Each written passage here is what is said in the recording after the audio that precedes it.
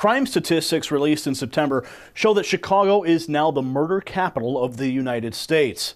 Although New York City has almost 5.5 million more people than Chicago, the Windy City experiences several more homicides. Government officials are describing life in Chicago as mayhem. What to do?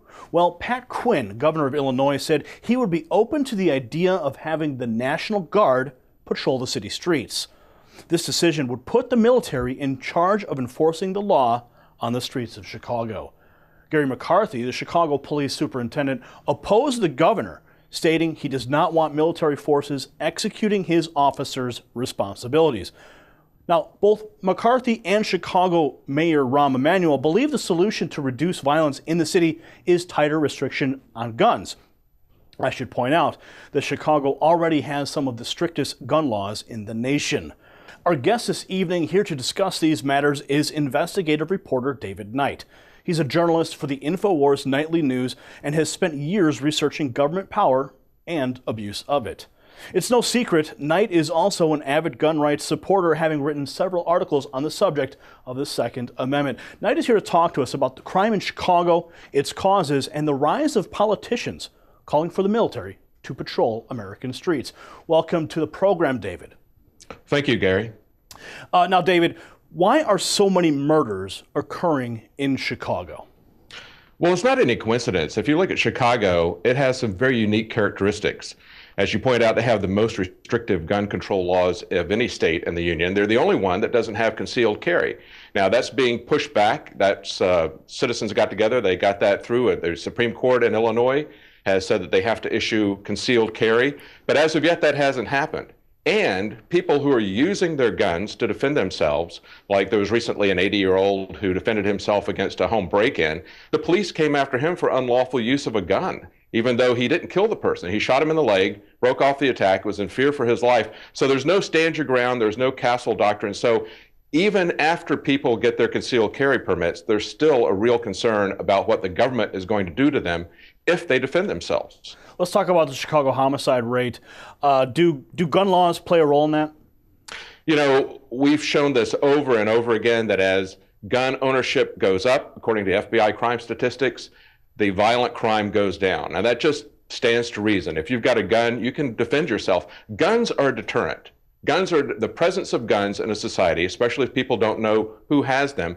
That is a deterrence against crime, just as you would expect. But they complain and say, well, these guns are coming in from neighboring areas. If that were true, wouldn't you expect that the neighboring areas that have the more lax gun control laws would have crime rates that were at least as equal to that of Chicago, if not greater? But they aren't. So there's something fundamentally wrong there. And it's really more an issue of prohibition. That's really what's driving this. It's been a long time since you saw drive-by shootings. There was a long hiatus between the drive-by shootings of people hanging on Model Ts and shooting up the town with machine guns. That was during alcohol prohibition. And then there was a period of time where that stopped, when they stopped alcohol prohibition. Now it started back up. Yeah. David, just recently, 13 people were shot on a basketball court in Chicago. Yes, exactly. And I've talked to I've talked to him several times, a former prosecutor right there in Cook County, Jim Gierach. He's with Law Enforcement Against Prohibition. LEAP is the organization's name. And as he pointed out, 80% of the shootings that are going on in Chicago are drug-related. It's just like it was in the days of Al Capone. And yet the conservatives are allowing them to put the blame on the wrong thing. I mean, because they love the war on drugs, they don't want to blame the war on drugs, and so they're putting it on the wrong thing, which is guns. So do you suppose that if the drug laws were more lax, and perhaps they legalized marijuana and some of the other drugs, or put a better control on it, you think that the gun violence would decrease? I think you'd see the same thing that you saw with alcohol prohibition. People on the right need to understand, many of them are Christians who are pushing for this, just like it was Christians who are pushing for alcohol prohibition. What they don't realize is that it's a spiritual problem. It's not something you're going to solve with law enforcement. When you bring law enforcement in, what you get is increased corruption. You get rival gangs in a black market shooting it out with each other. So crime goes through the ceiling. That's what people on the right need to understand. They need to understand that prohibition doesn't work. People on the left, however, even though some of them may oppose the war on drugs at some level, many of them are, certainly the politicians are very authoritarian on it as well. They're also pushing for the war on drugs. But what they want to do is they want to add a second prohibition on top of drug prohibition. As violent and as destructive as drug prohibition has been, they want to add gun prohibition on top of drug prohibition. And what we saw with alcohol prohibition, what we have seen with drug prohibition, is that when you prohibit something, you simply create not only a black market, not only corruption within government, but you also get a very intensified form of whatever it is that you're trying to prohibit, whether that was alcohol taking new and dangerous forms, whether that's drugs taking even more new and dangerous forms. It will happen with guns as well. And you're going to see a lot more violence, because we've already seen as a little laboratory here in Illinois how their little prohibition has increased their violence relative to everybody else. David, is there an underlying reason for Quinn calling for the military to patrol the streets of Chicago, or is he just simply run out of options? No, of course there's an underlying reason. They want to militarize the police, and they want to use the police as military. You can see all these different police departments all over the country are getting heavy-duty tanks. You see the massive hoarding of ammunition. They want to scare people into essentially a martial law scenario. You saw this happen in the wake of the bombing in Boston. And even though they turned the place upside down and essentially enacted martial law, it's amazing that they weren't the ones who found the guy. It was somebody else who found him in the boat.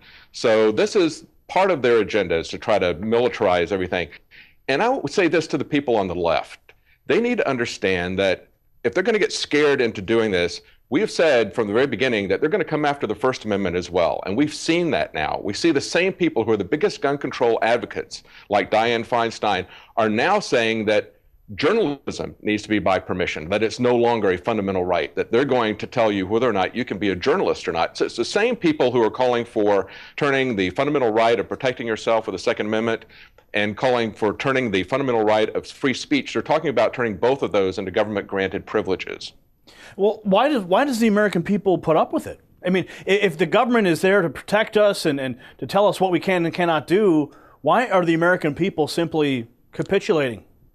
Well, because they're afraid, and because they've been sold for a very long time this idea that they can trade their liberty for security. No, when you trade off your liberty, what you get is slavery. You don't get security. That never happens. But they think that they can get that, and that's what the media is telling them. That's what the corporate media is telling them. We're trying to tell them something different. The authentic media is trying to tell them really what's going to happen, and we can see that now with this convergence. It was just last week that Time magazine was posting the pictures of whistleblowers like Ed Snowden, along with people that were alleged mass shooters.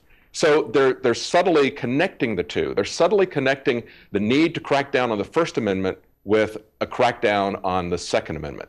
Now, back to the National Guard patrolling the streets of Chicago, is Quinn the sole decider when it comes to that decision, or are others involved? You mentioned it's an authoritarian issue. Well, I think it's a broad agenda. People who want to control guns are just, we have to understand that it's not really, there's a false paradigm that we've been sold in this country of the left and the right.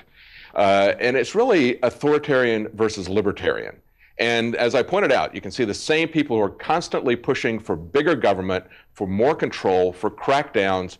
They're pushing that on every different level. It's not just the safety issue. They'll either create something, or they'll go to the felt needs of the people and try to address that with always bigger government. That's where they always want to come in. So this is a way of trying to make people feel insecure.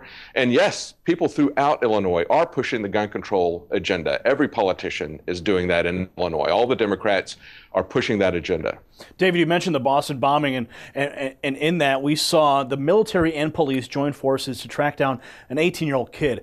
Is the American public being made to accept the idea of military as law enforcement in the wake of Boston? Oh, absolutely. Look at what they did in the wake of that. Even though the government was pulling people out of their gunpoint, you still had a big crowd gather around them and start chanting USA, USA. I mean, that was, I just found that very disgusting, sickening, concern for the future of our country when people cannot connect the dots. When they look at something like that and they say, this is so far over the top. And what they're doing is they're trying to establish a pattern. They're trying to get people accustomed to this. And when they enact martial law like that to fight an individual, and of course, They didn't find him. It was a homeowner who turned him in, and it was just a few blocks from where it had alleged shooting that they couldn't find this guy hiding in a boat. Now, David, I'd like to talk to you about what other societies use the military as police, but we do need to take a quick break. Stay tuned for more. We're talking with David Knight. He's an investigative reporter with the InfoWars Nightly News right here on WHDT World News.